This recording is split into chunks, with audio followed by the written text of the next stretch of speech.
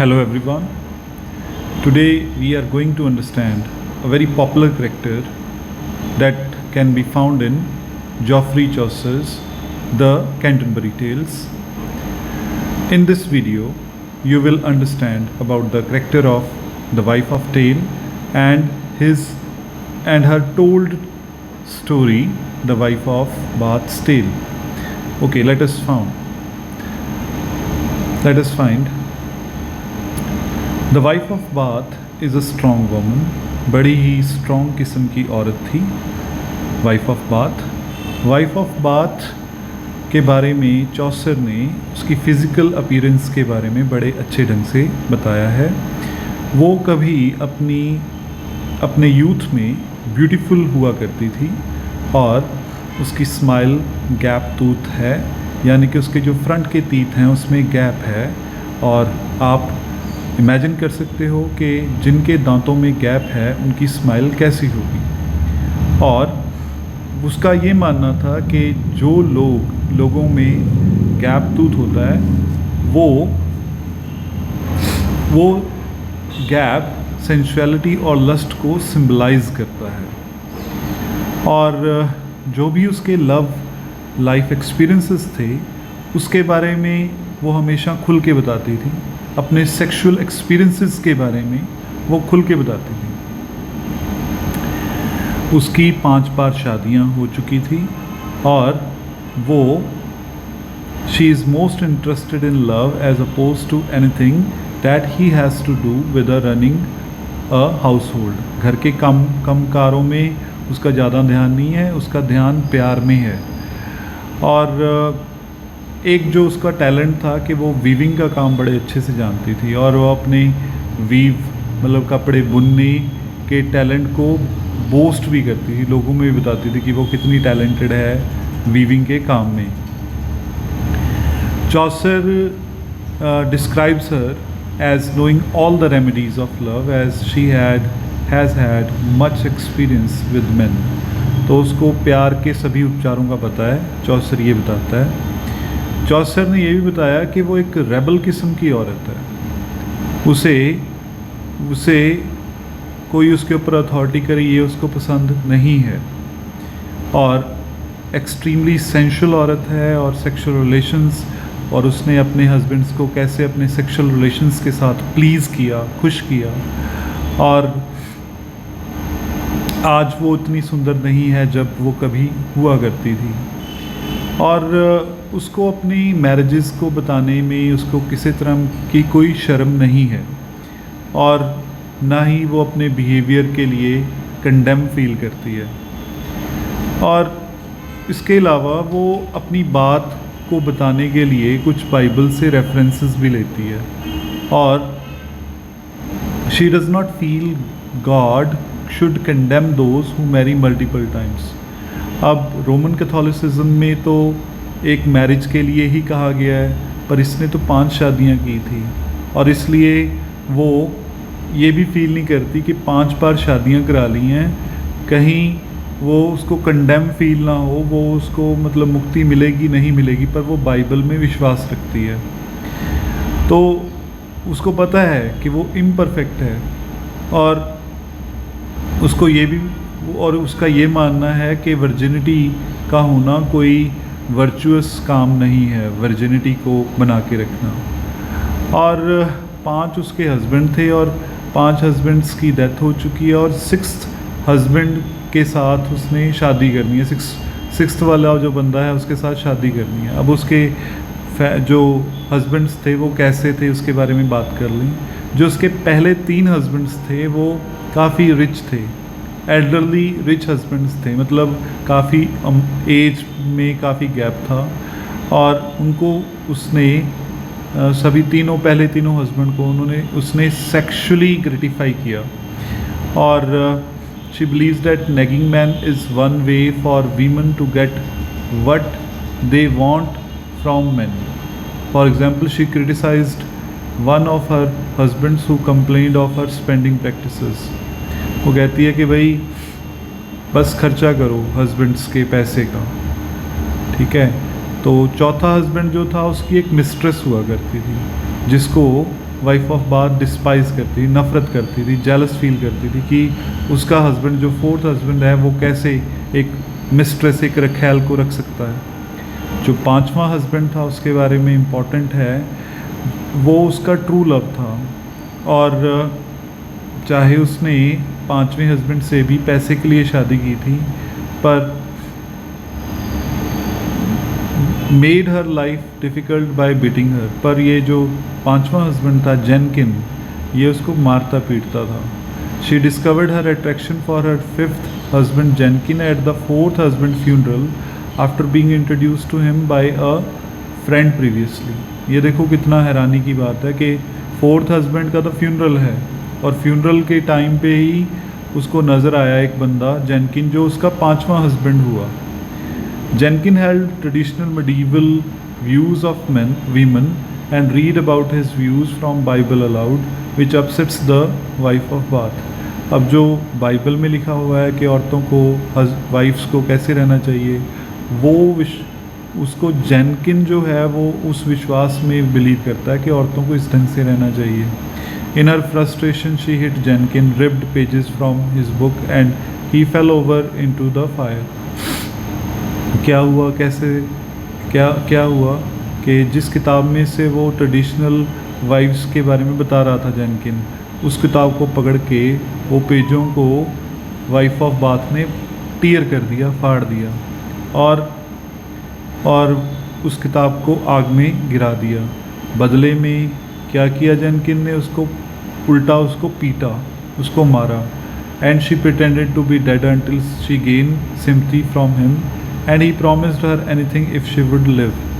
और वो ऐसे वो उसने प्रिटेंस किया, छलावा किया कि वो मर जाएगी, और लास्ट में वाइफ ऑफ बाथ अपने हस्बैंड जेनकिन से सहानुभूति लेने में वो कामयाब रही, और वाइफ ऑफ बाथ ने देखा कि ये इस तरह से उसने अपने हस्बैंड के ऊपर विक्ट्री हासिल की है, और उसके बाद वो अपने फिफ्थ हस्बैंड के साथ फेथफुली भी रही।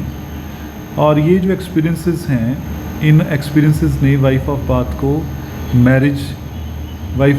को मैरिज जो है वो सबसे अच्छी उसके लिए रही, क्योंकि वाइफ का अपने हस्बैंड के ऊपर कंट्रोल था। अब हम बात करेंगे जो उसने अपने पिलग्रिमेज पे वो जा रही है, और वो पिलग्रिमेज पे जाते हुए उसने एक टेल सुनाई। वो टेल कैसी थी, क्या कहानी है उसका, वो कहानी भी काफ़ी इंटरेस्टिंग है। कहते हैं एक नाइट था किंग आर्थर के दरबार में, उसने एक बड़ी प्यारी यंग लड़की का रेप कर दिया, और किंग आर्थर ने सज़ा के रूप में एक ऑर्डर जारी किया कि इस नाइट को पकड़ के लेके आओ और इसको कत्ल किया जाएगा इसका। जब नाइट को पकड़ के लेके आए तो उसको मौत की सज़ा दी गई, पर किंग आर्थर की वाइफ क्वीन गनेवरे ने इंटरवीन किया और कहा कि किंग आर्थर, क्वीन गनेवरे यानी कि वो इस सारे केस के ऊपर वो खुद सुनवाई करना चाहती है। क्वीन ने नाइट को कहा कि उसकी ज़िंदगी को स्पेयर कर दिया जाएगा अगर वो एक सवाल का जवाब लेके आए। सवाल ये है कि औरतों को सबसे ज़्यादा डिज़ायरफुल चीज़ क्या है, सबसे ज़्यादा उसको किस चीज़ में इच्छा रहती है, और ये सवाल दिया, और नाइट को कहा कि तेरे पास 1 साल 1 दिन है, यानी कि 366 दिन है, और तूने ये सवाल का जवाब लेके आना है कि औरतों के लिए मोस्ट डिज़ायरस चीज़ क्या है। जहाँ पे भी नाइट जाता है वो अपनी डिफ़िकल्टी बताता है, औरतों को पूछता है भी भाई क्या ऐसी चीज़ है कि जो औरतों के लिए सबसे ज़्यादा डिज़ायरस हैं, तो उसको मल्टीपल रेंज के आंसर्स मिले। कोई वो कहता था कि भाई उसको पैसा चाहिए, कपड़े चाहिए, सेक्सुअल प्लेजर चाहिए, फ्लैटरी चाहिए, फ्रीडम चाहिए, और वो when at last the time comes for him to return to the court he still lacks the answer, so he desperately needs. अब अलग अलग औरतों से सेम सवाल का जवाब एक जवाब मिलना चाहिए था, पर अलग अलग आंसर्स मिल रहे थे, पर वो डेस्परेट हो गया और टाइम उसका कम होता जा रहा था। तो एक दिन क्या हुआ, वो एक जंगल में एक कैसल में गया, एक फोर्ट में गया, एक किले में गया। वहाँ पे उसने देखा कि 24 जो यंग लड़कियां हैं वो नाच रही हैं, गा रही हैं। और जब वो उनके पास पहुंचा तो उसने देखा कि वो गायब हो चुकी हैं और वहाँ पे सिर्फ एक औरत रह गई है, बूढ़ी औरत रह गई है। नाइट ने सवाल पूछा उस बूढ़ी औरत से, और वो देखने में बड़ी वाइज, बड़ी सयानी थी, और उसको वहाँ से आंसर मिला। और उसने कहा कि भाई आंसर तो तुझे मिल जाएगा, पर तुझे रिटर्न में कुछ देना पड़ेगा। नाइट कहता है ठीक है, जब मौत के ऊपर तो कुछ नहीं है, तो आपको जवाब चाहिए आप ले लेना, ठीक है, आपको जो चाहिए ले लेना, पर इसका आंसर दो। मेरे साथ चलो कोर्ट में, क्वीन गुनिवरे के पास।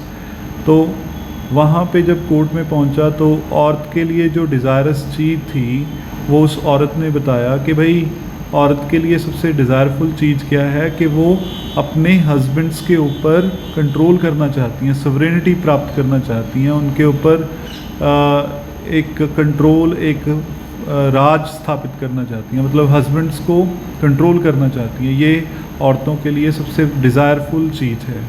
और सभी जो वहाँ पे क्वीन के साथ और जो भी लोग वहाँ पे थे, औरतें थी, वो इस आंसर से सहमत हुई कि वाकई ये इस सवाल का सही जवाब है। अब जो ओल्ड औरत थी जिसने ये जवाब दिया था, वो कहने लगी नाइट को कि भाई मैं जब से तुम्हें देखा है मैं तो तुमसे फ़िदा हो चुकी हूँ और मुझे तुमसे शादी करनी है। और यही प्रॉमिस जो वादा किया था कि भाई अब वादा निभाना पड़ेगा, मैं तुमसे शादी करना चाहती हूँ, मैंने अपना काम किया, तुझे आंसर दिया, अब मुझे तेरे साथ शादी करनी है। वो कहता कि भाई अब चॉइस तो कोई है नहीं, ठीक है, मौत जीवन तो मिला, चलो शादी कर लो। शादी होगी वेडिंग नाइट वाले दिन। अब ओल्ड औरत को देख के, अब वो यंग नाइट था, उसकी पहली बार शादी हुई थी, तो वो बड़ा रिपल्स हुआ, वो अट्रैक्शन बिल्कुल नहीं थी, क्योंकि वो एक बूढ़ी औरत थी। उसने बताया उसको कि भाई उसकी लुक्स जो हैं, चाहे वो देखने में अगली है, देखने में इतनी सुंदर नहीं है, पर वो एक एसेट हो सकती हैं, वो एक वर्चुअस वाइफ बन के उसके साथ रह सकती है। और क्योंकि उसकी वो अट्रैक्ट दूसरे मर्दों को नहीं करेगी। She asked him which one he would prefer, an old and ugly wife who is true and loyal, or a beautiful and young woman who may not be faithful. कहता कैसी औरत चाहिए तुझे? बूढ़ी अगली औरत चाहिए जो तेरे लिए हमेशा वफादार रहेगी, और या एक यंग औरत, एक सुंदर औरत चाहिए जो शायद तेरे साथ फेथफुल ना रहे। The knight responds by saying the choice is hers. उसने कहा कि भाई ठीक है, जैसे आपको ठीक लगता है आप वैसे हो जाओ। तो और भाई नाइट ने कहा कि भाई चॉइस तुम्हारी है, जैसे तुम बनना चाहती हो वैसे बनो। तो खुश हो गया जब उसने देखा कि उसके पास पावर है, उस कि वो